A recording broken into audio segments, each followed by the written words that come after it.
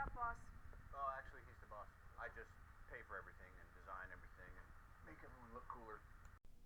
Hello, everyone. Thanks so much for joining me here today as we get to talk about one of my favorite subjects, comic books. My name is Jose. I love comic books. I love talking about them. I love sharing them with you. Feel free to follow me on social media if you would like. Links are in the description below, and I've also posted a link to the Marvel fan site that I have plot synopsis and character bios for this issue. We begin a new era for Iron Man, and we're looking at Iron Man 233 from 1989. I started Iron Man with issue 200. I have a playlist. I also have a few issues from Denny O'Neil's run that I did before that are included in that playlist. Feel free to check those out. And this, you can say, is the second half of David Michelinie and Bob Layton's second run on Iron Man. So this is the first full issue where we get the new Mach 9 armor. And here we also have Ant-Man, who guest stars in this issue here. So we also have a brand new penciler. And really layouts, Jackson Guice. Or Guice. I really don't know. By the way, rest in peace, Jackson, sometimes known as Butch. And I think he's wonderful. I think he's a wonderful penciler. I've covered some of his work on Uncanny X-Men, and I've covered some of his work on New Mutants. Did a couple issues there. This is the run that I remember him from. So David Michelinie, plot, script, Jackson Guice, layouts, Bob Layton is the co-plotter and the finished art. So Tom DeFalco is editor-in-chief. So if you remember that old satellite, again, I have a playlist. It's crashing into Earth, and Slaughterday is our title. And Iron Man says, "I can't believe I forgot about this thing. He's been so busy with the Armor Wars." This is right after Armor Wars. And so there's a nuclear core on it. He has to find it because this thing is about to blow. And it is already inside the Earth's atmosphere. So he needs to get rid of it. So he grabs the core and throws it really far. And then it explodes. And this guy goes, "Hey, look, Venus." And so now he has to break up this satellite because it's not breaking up enough as it enters the atmosphere. So Tony needs to reduce its mass and start shooting at it. And then once he does that, he then takes the smaller pieces and uses microwave and atomatizes them or puts them into dust. So off he goes. And so he is heading back to Stark Enterprises. By the way, great panel here, great vertical panel by Guice. And so this reporter here, I'm going to kind of skip over it because she is just going to give us a recap of the Armor Wars. So, excuse me, that I have covered all that, so we're moving on. Armor Wars happened, and Tony has a new armor. So there he is. He's changing. He's in his little skivvies, and he's going to take the elevator into his office. And so everybody is kind of waiting for Stark, but the public relations, it's going really well after all the bad things that had happened to him. And this guy here in the orange hair tells him, "Man, things are really getting turned around." And this guy here is a lawyer here, and he's going to give him a summons. He says the State Department is suing you for damages your ex-employee did to the installation known as the Vault. That was in Iron Man 228. I did cover that issue. Feel free to check that out. And he says, all right, and then tells his secretary to get him out. And she grabs him in the butt and says, sorry, I didn't realize you were so tender there. And so he thinks about the Armor Wars, and Marcy here, she is his public relations person, tells them she wants to talk about a press conference for tomorrow. And he says, yep, but the lawyer that he called is there to see him. He called him on the previous page when that other attorney. And so he asked Marcy to excuse him here real quick. And Rhodey had a relationship with her, but sort of broken up here. And they ask him to step aside for a moment. Rhodey offers to take her on a helicopter ride, and she's like, no thank you, Mr. Rhodes. So he goes, brr. And so Tony says here, I hate scenes like this, Bert, but sometimes they're unavoidable. Fact is, if you'd done more on the legal end, Iron Man might not have had to go the extra legal extremes that he did.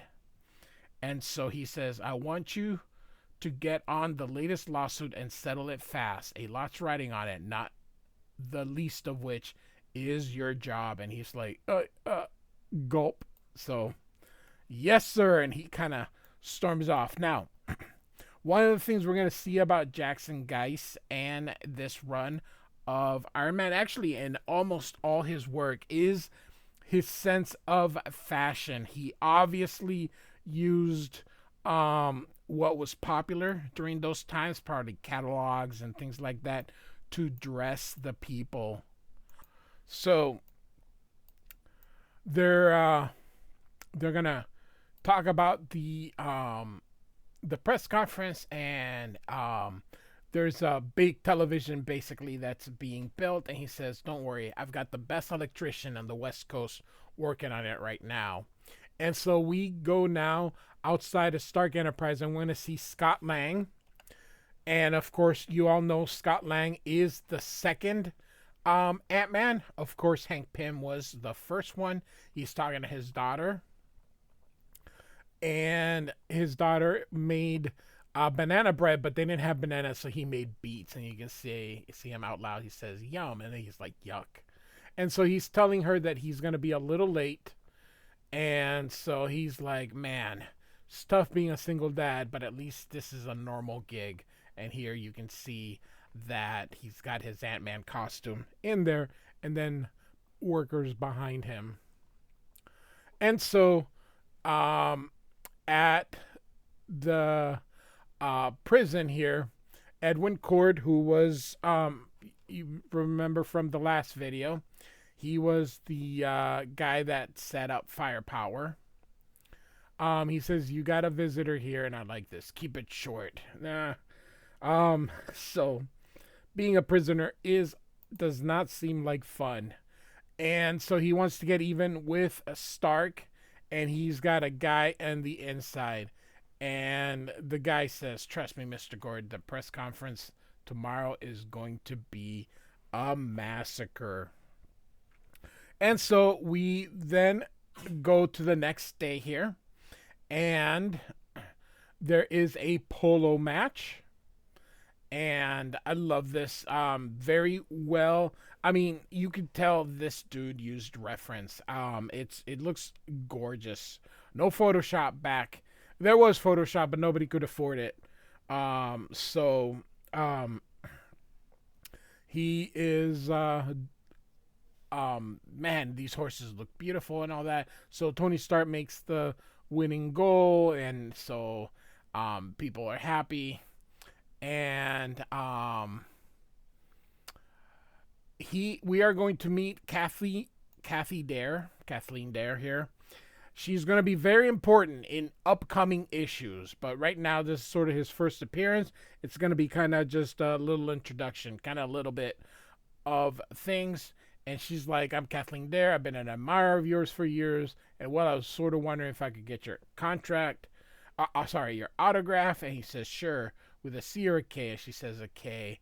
And then she says, I'd really like to buy you a drink if you want. Of course, she doesn't know that he is an alcoholic. He says, sounds delightful, but I'm afraid duty calls some other time, perhaps. And so that's the end of her for this issue. But she will be back. And so this was a charity event, and Marcy lets him know that this is very good public relations. And then, hey, hero. And we are going to see Ray, his current girlfriend. And so they're going to go out for supper.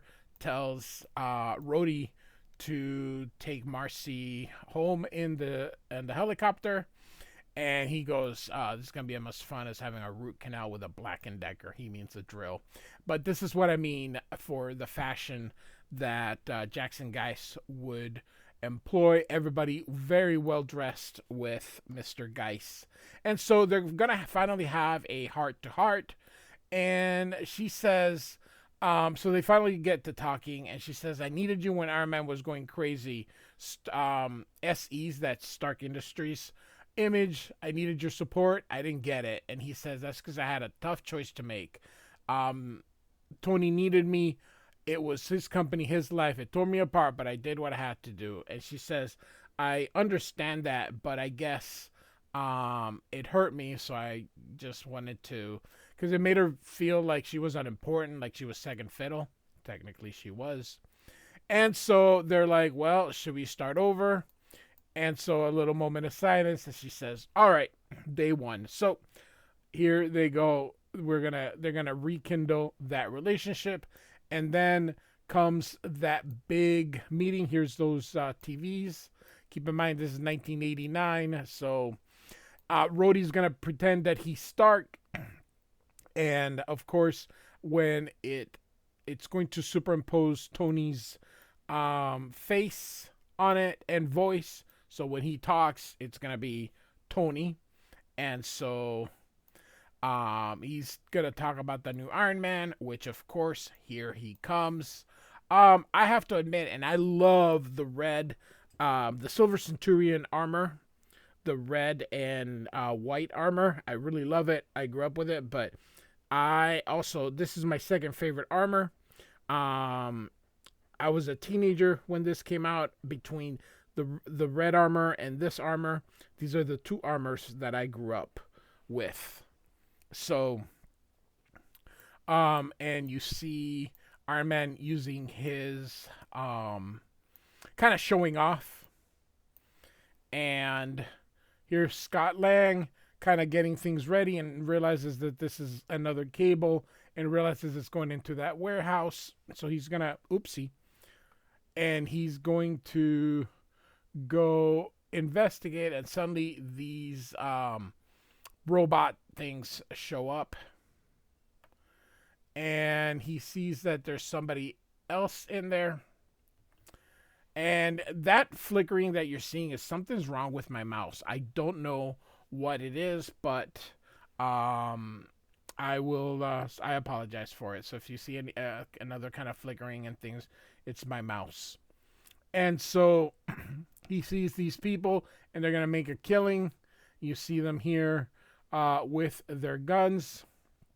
While Iron Man is fighting those things, they're going to kill a bunch of people and spectators to make this a mess. But then Ant-Man shows up, and he is going to fight them off. So a lot of action this issue. So it's some of the stuff that I really like. Superhero action is really cool for me. So he's like, oh man, I don't want to go to jail before I earn my $1 million. So they were promised a big payday, and he sends all these ants and insects to go in there and make sure that the thing doesn't turn on, and it crashes. And so he is going to start shooting, but of course he makes himself small and gets in there. So he shrinks him, And look at that, the big ants. And so he gives up.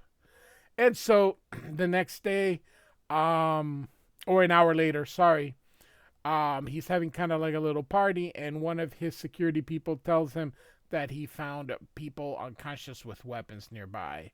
And Tony says, "Oh, it looks like I may have lucked out this time."